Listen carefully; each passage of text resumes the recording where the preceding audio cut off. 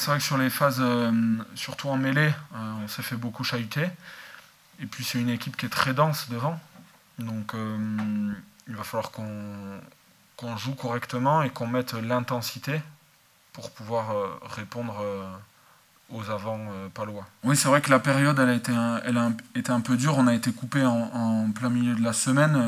Le mardi matin on s'entraîne, le mardi après-midi on passe tous les tests PCR et on reste à la maison. Ça a été un petit peu dur. C'est compliqué de s'arrêter en pleine semaine alors qu'on prépare un match. Je pense que ça a été aussi le cas pour La Rochelle, parce qu'indirectement, ils ont dû aussi peut-être continuer de s'entraîner, mais sans les mêmes objectifs sur la fin de semaine. Donc ça n'a pas été évident. Je pense que le staff et toute l'organisation avec Jérôme, ils ont très bien géré cette partie-là. On a pu faire des tests correctement, se mettre à l'isolement. Et ça a permis de limiter au maximum la casse et d'être arrêté seulement une semaine. D'avoir pu reprendre les entraînements la semaine dernière, ça nous a fait du bien avant de reprendre une semaine de préparation d'un match. Donc en tout cas, cette semaine on a pu bien s'entraîner et on s'entraîne bien pour recevoir la section paloise. C'est, je pense, de continuer dans notre jeu, de garder un rythme et une intensité dans le jeu, en attaque ou en défense. La section, c'est une équipe qui joue très bien, qui a une très bonne organisation offensive. Donc ça va être de ne pas se tromper en défense et dans le jeu en général contre eux. Je me sens bien dans cette équipe. C'est la 3e année que je joue au stade et je pense avoir pris mes marques maintenant dans cette équipe et dans cette organisation, dans ce club et avec les entraîneurs. Bah ça, je pense pas que ce soit forcément à moi de le dire, mais en tout cas, c'est vrai que bon, on voit en 3e ligne des profils très différents. Il y a pas mal en ce moment de 3e ligne assez longilignes, très bon dans les airs, avec une capacité à répéter les tâches et un volume de jeu important. Comment je me trouve par rapport à ça? Peut-être un peu différent, un peu moins longiligne.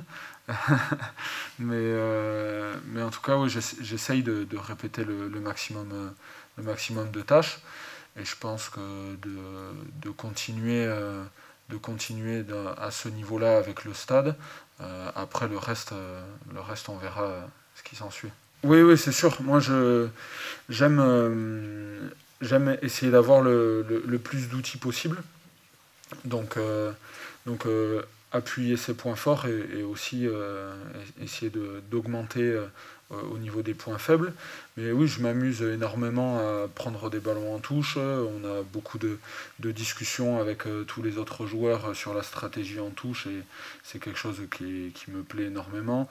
Et puis forcément, l'attaque avec le Stade Toulousain, c'est quelque chose qui est assez incroyable et de pouvoir faire partie de ces chaînes-là en attaque, c'est génial. Et puis il y a aussi de très gros défenseurs dans l'équipe et je crois qu'aujourd'hui, sur les matchs qu'on arrive à produire, notre défense est un énorme atout pour pouvoir derrière contre-attaquer et marquer l'équipe adverse. Moi je pense qu'il y a un peu de tout. Il y a un peu de tout. Il y a aussi le fait que les entraînements au Stade Toulousain ils sont très intenses. On court énormément, il y a beaucoup de volume tout au long de la semaine, physique. On a aussi pas mal d'entraînements techniques sur ce qui peut être les passes ou alors la défense et travailler aussi sur les contests. Donc je pense que c'est un peu un tout, le fait de pouvoir travailler dans le détail et ensuite sur le général et sur le collectif avec des entraînements très intenses. Elle est intense, après c'est vrai qu'on s'entend tous hyper bien avec les 3e lignes et je pense que c'est ça aussi qui amène cette énergie positive et que chacun veuille donner le maximum. parce qu'il y a beaucoup de monde. Et du coup, voilà, on s'entend bien tous ensemble, on essaye de travailler tous ensemble. Et je pense aussi que les coachs amènent cette concurrence positive.